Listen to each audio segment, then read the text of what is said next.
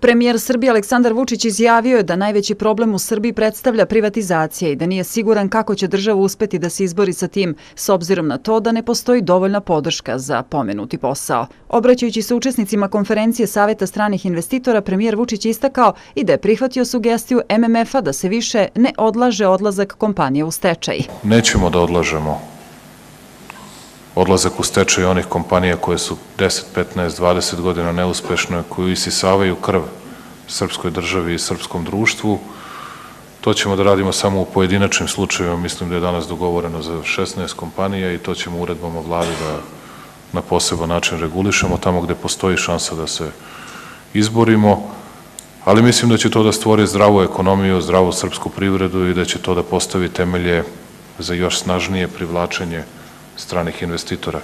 Komesar Evropske unije za susedsku politiku i proširenje Johannes Hahn izjavio je da će 12. maja u Briselu biti održan sastanak ministara finansija Evropske unije na kojem će se pozitivno oceniti reformski uspeh Srbije.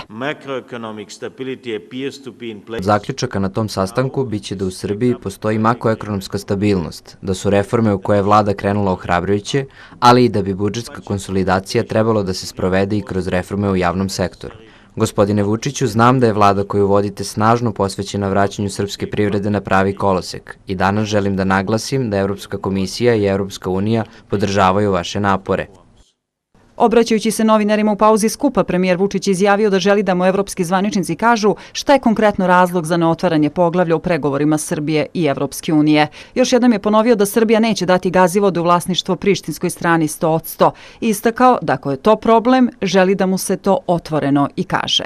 Ali samo da ja čujem šta su to, da mi neko kaže šta je to konkretno što Srbija nije ispunila iz nekog sporazuma. Kad mi kažete znate, ja kažem znam. Ako su to Gazivode, neću da razgovaram o tome na taj način. Tačno.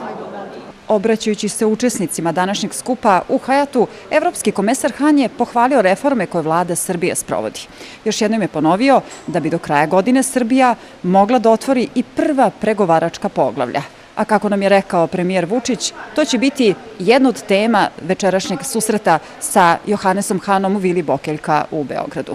Za moju televiziju iz Hajata, Kristina Đoković.